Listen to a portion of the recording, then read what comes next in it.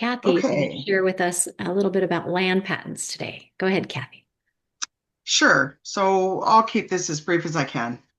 So between 1788 and about 19 and into the 1960s, people were able to get federal land patents through either a military bounty land warrant or regular land warrant or a land grant or a homestead.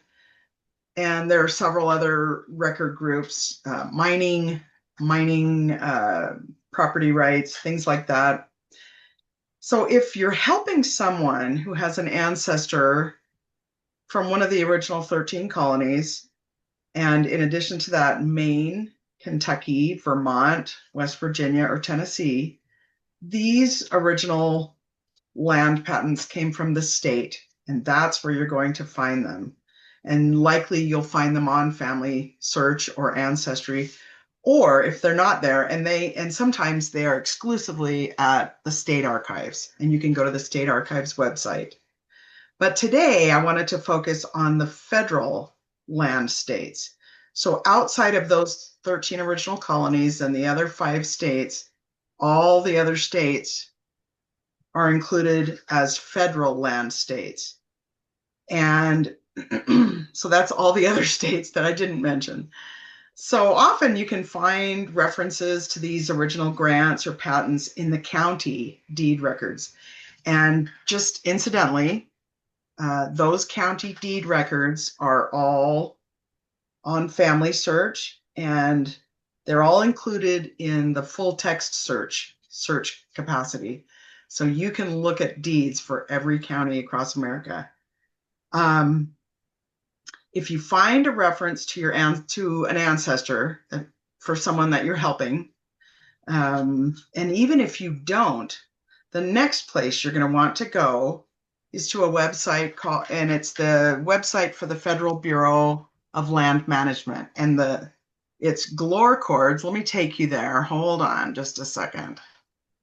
Let me share my screen.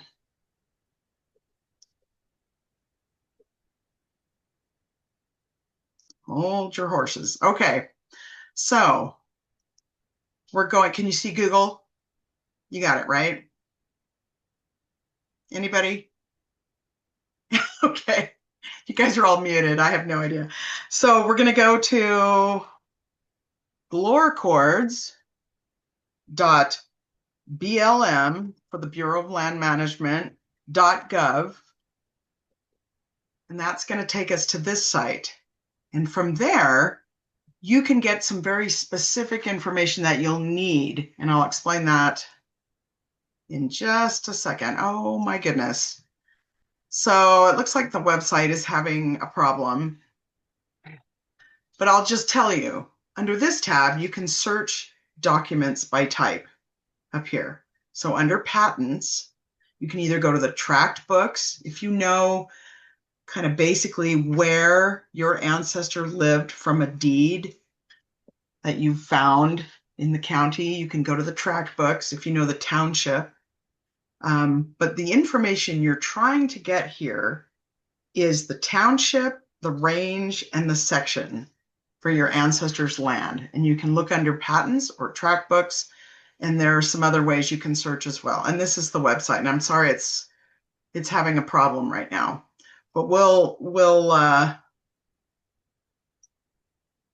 let you see if you can get to it a little later when it's not having a problem.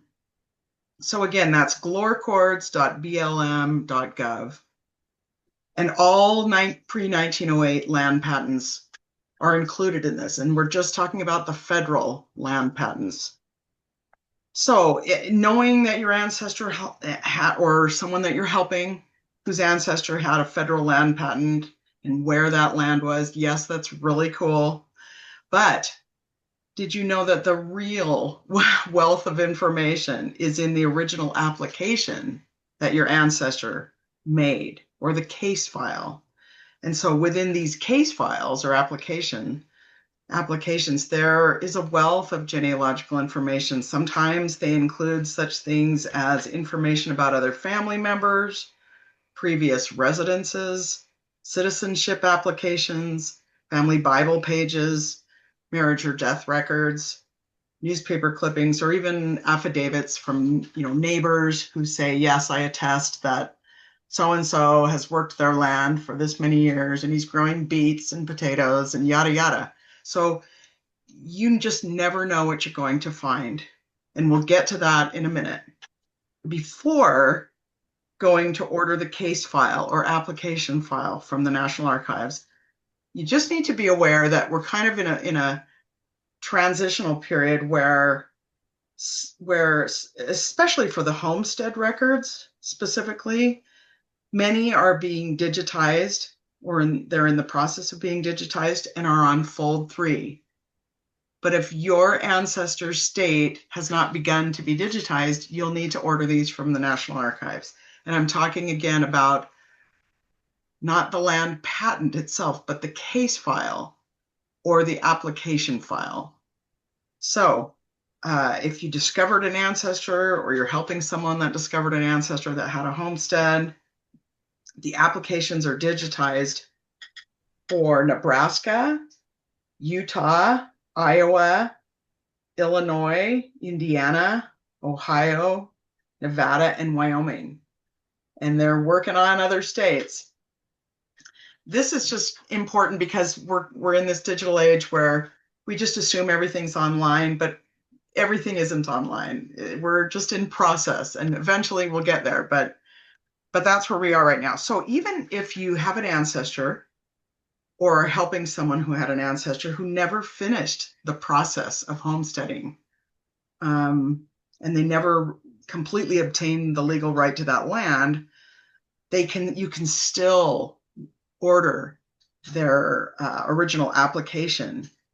And those canceled applications are at the National Archives, and they include all of that great genealogical information. So that's a really great thing to know. And incidentally, only about 40% of applicants finished that process to get the legal claim to the land that they were homesteading. So they still have created this great record that will give good information for you. And something else to keep in mind, that the township range and section information. So remember that the Bureau of Land Management website has the completed land patents for federal land patents. But if you have an ancestor with the failed land patent or an uncompleted one, you can go to Family Search, and via the tract books for your ancestor's county or state, which Family Search has digitized for many states, you can find that information on the township range and section for your ancestor. And that's the information you need to go and get the case files from the National Archives. So you're going to want to look at Family Search.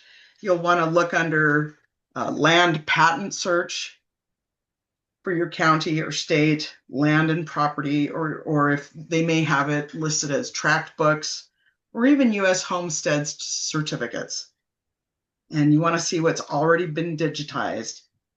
And then, of course, you're going to go to this website to get the specific information you may need if it was a completed homestead or land patent. And now that you know the township range and section of your ancestor's land, you're going to go to archives.gov/forms. And we've been here before talking about military records. Here you can either, so I'm going to scroll down, federal land entry files, just click order online. And then you can go from here. You're going to want to select a delivery format. You're going to want to probably get it digitally, and they'll send it right to your email, and then you add that to the cart and go from there. And they'll ask you specific information. Well, you'll log in first. So you create an account and log in. But they will ask you for your ancestor's name. They will ask you for, again, the township range and section of your ancestor's land. And if you know dates, you can put those in.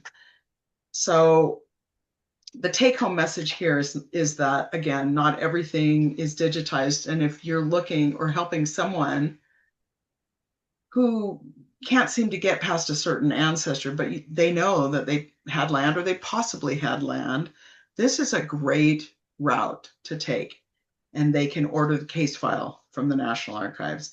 Just something else to keep in mind when you go to help somebody else, that it's, in my experience, the more recent these land patents or homesteads are, the greater the wealth of information.